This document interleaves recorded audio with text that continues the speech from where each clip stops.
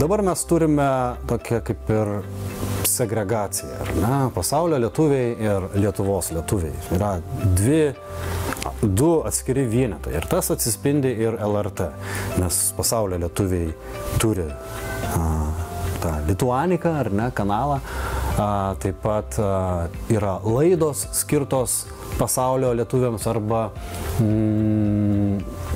apie pasaulio lietuvius LRT kanaluose. Tai man tai yra dirbtina. Tai nepabrėžia mus kaip vienį, o parodo, kad mes esame kitokie. Mes esame atskiri. Tokie patys, bet atskiri. Ir aš norėčiau padaryti eksperimentą ir nežinau, ar jisai pasiteisins, bet įausti pasaulio lietuvius į lietuvišką turinį.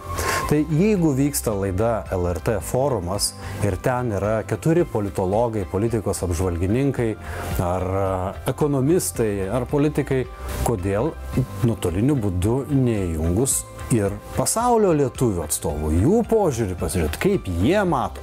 Aš žinau, kad iš pradžių mums tas atrodys truputį gal pritempta, gal dirbtina, bet ilgainiui mes prie to priprasim ir mes pradėsime pasaulio lietuvius, o pasaulio lietuviai pradės traktuoti mus kaip vieni. Mes esame audinys, o ne atskiri burbuliukai riebalų vienoje sriuboje. Mes vienas esame.